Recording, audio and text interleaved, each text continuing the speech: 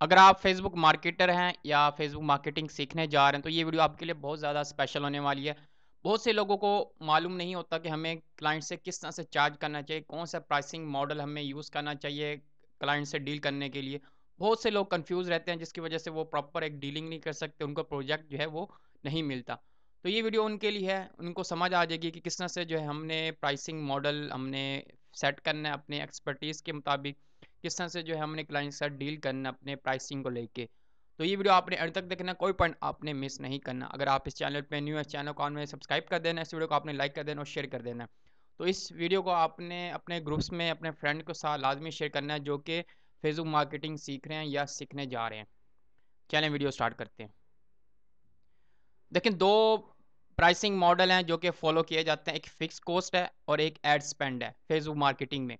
दोनों की अपनी एक इम्पोर्टेंस है, अपने एक पॉइंट्स है जिसकी बेस पे जो है आप उसको यूज़ कर सकते हैं। अगर आपकी एक्सपर्टीज़ हैं, आप अच्छे मार्केटर हैं, अगर आप एक्सपर्ट हैं, आप वैल्यू डिलीवर कर सकते हैं, उसके लिए जो है फिर आप एड स्पेंड की तरफ जा सकते हैं। अदरवाइज़ आप अगर आपको नहीं पता, ठीक है, आपको इतना ज़्यादा नॉलेज नहीं है, तो आप फ़िक्स कॉस्ट की तरफ जा सकते हैं।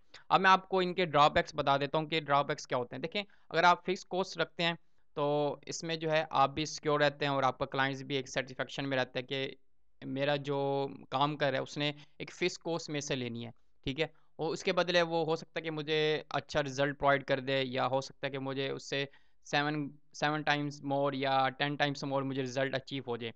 तो इस वजह से जो है क्लाइंट्स के लिए भी ईज़िली होता है कि वो आपके साथ फ़िक्स कॉस्ट डिसाइड कर सकते हैं।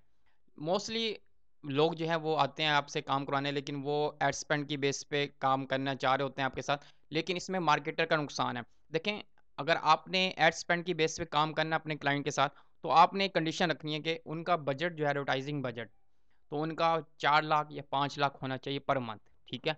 फिर जो है आपको फ़ायदा भी है एड स्पेंड की बेस पे काम करने का। अदरवाइज़ आप उनसे अगर उनसे ये डिसीज़न ले सकते हैं कि अगर उनका बिज़नेस जो है वो अ, 4 लाख या 5 लाख से, ठीक है, ऊपर का है, फिर तो हम एड स्पेंड लेंगे ही, लेकिन अगर नीचे है उससे, तो फिर हम आपसे फ़िक्स कॉस्ट लेंगे। फ़िक्स कॉस्ट आपने बतानी है कि आप कितना ले सकते हैं अपने क्लाइंट से, ठीक है? आपकी एक्सपर्टीज़ कितना है, आपने कितनी दफ़ा आपने जो है काम किया इन उस इंडस्ट्री में, आपका कितना एक्सपीरियंस है, या आपके पास प्रूवन रिज़ल्ट कितने हैं, या आपकी प्रोफ़ाइल कैसी है, ठीक है? ये चीज़ें मैटर करती हैं जब आप कॉस्ट बता रहे होते हैं अपने क्लाइंट्स को। तो हमेशा आपने, अगर आपके क्लाइंट्स का एडवर्टाइज़िंग बजट 4 लाख से कम है, तो फिर आपने उसको फ़िक्स कॉस्ट ही उसको डिसाइड देनी है। उसको फ़िक्स कॉस्ट ही आपने उसको बताना है। फ़िक्स कॉस्ट आपकी हो सकती है आपकी एक्सपर्टीज़ के मुताबिक, ठीक है? आप 20,000 भी चार्ज कर सकते हो, 30,000 भी चार्ज कर सकते हो, आप 50,000 भी चार्ज कर सकते हो।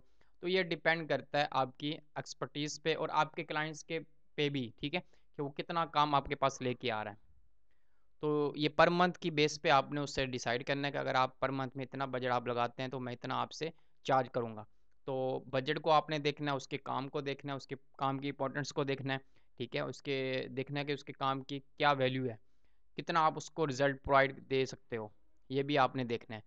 अदरवाइज़ कुछ लोग ये समझते हैं कि आप फ़िक्स कॉस्ट जो ले रहे हैं, वो आप इसलिए ले रहे हैं कि आप उनको रिज़ल्ट निकाल के ही दोगे, लेकिन उनको यही समझ नहीं आता। ये भी आपने क्लाइंट्स को एजुकेट करना है कि जो आप फ़िक्स कॉस्ट ले रहे हैं, ये आप उनकी परफ़ॉर्मेंस बेस पे नहीं ले रहे। आप उनका जो सिस्टम इम्प्लीमेंट कर रहे हो या उनका प्रोसेस जो है आप उनको मैनेज कर रहे हो सारा, तो ये उस चीज़ में आ जाता है। आप टेस्टिंग करोगे, उनके डिफरेंट क्रिएटिव को टेस्ट करोगे, डिफरेंट प्रोडक्ट्स को टेस्ट करोगे।